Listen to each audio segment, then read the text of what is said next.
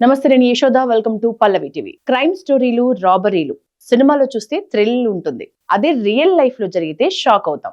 ఇట్లాంటి real life incident ఒకటి మధ్యప్రదేశ్ లో జరిగింది. ఆ రాష్ట్రంలోని ఒక బ్యాంకుకు వచ్చిన దొంగలు తుపాకులు చూపించి బెదిరించి కేవలం 20 నిమిషాల్లోనే భారీ డబ్బు, బంగారం తోటి పరారయ్యిండ్రు.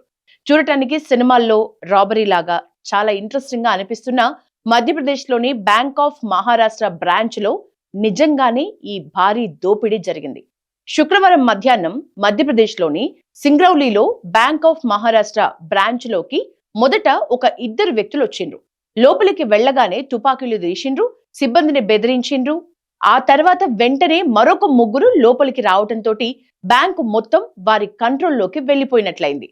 దోపిడీ దొంగలు గాల్లోకి ఒక్క రౌండ్ కాల్పులు జరపడంతో కస్టమర్లందరూ భయపడి అటు ఇటు పరుగులు పెట్టిండ్రు. లాకర్లు, క్యాష్ కౌంటర్లకి సంబంధించిన తాళాలన్నీ ఇవ్వాలని బ్రాంచ్ మేనేజర్ ని దొంగలంతా బెదిరించిండ్రు. మేనేజర్ నిరాకరించిండు. దాంతో అతని తలపై తుపాకీతోటి బలంగా కొట్టి గాయపరిచిండ్రు. ఆ తర్వాత బలవంతంగా తాళాలన్నీ తీసుకున్నారు. సిబ్బంది, కస్టమర్లు అందరూ కూడా తమ మొబైల్స్ అన్నీ కూడా ఒకే దగ్గర పెట్టాలని దోపిడీ దొంగలు వాళ్ళందరినీ బెదిరించిండ్రు. అందుకు కొందరు నిరాకరిస్తే గాల్లోకి కాల్పులు జరిపిండ్రు. ఆ తర్వాత అందరూ నిజంగానే భయపడ్డారు. అందరి ఫోన్లు తీసుకున్న తర్వాత కస్టమర్లను, సిబ్బందిని గోడవైపు తిరిగి కూర్చోవాలని ఆదేశించిండ్రు. కదిలినా, మాట్లాడినా, చివరికి దగ్గినా చంపేస్తామని బెదిరించిండ్రు.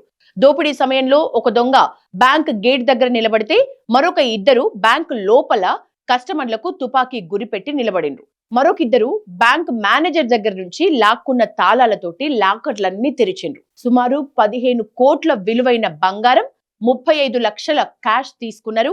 అంతా కలిసి అక్కడి నుంచి పారిపోయిండ్రు. ఇదంతా కేవలం 20 నిమిషాల్లోనే జరిగిపోయింది. రాబరీ టైంలో బ్యాంక్ వద్ద సెక్యూరిటీ గార్డు లేకపోవటం వల్ల దొంగలకు కలిసొచ్చిందని ప్రత్యక్ష సాక్షులు చెప్తున్నారు.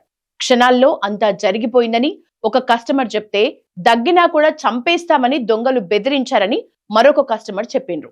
ఈ దోపిడీపై సమాచారం అందుకున్న పోలీసులు అక్కడికి చేరుకునే లోపే నిందితులు పరారైండ్రు. కేసు నమోదు చేసుకున్న పోలీసులు నిందితుల కోసం గాలింపు చర్యలు చేపట్టిండ్రు. సిటీ నుంచి బయటకు వెళ్లే దారులన్నీ కూడా మూసేసిండ్రు. నిందితుల్ని గుర్తించడానికి బ్యాంక్ పరిసరాల్లోని సీసీటీవీ ఫుటేజ్ ని చెక్ చేస్తున్నారు. బ్యాంక్ సిబ్బంది, కస్టమర్ల స్టేట్మెంట్స్ ని కూడా రికార్డ్ చేస్తున్నారు.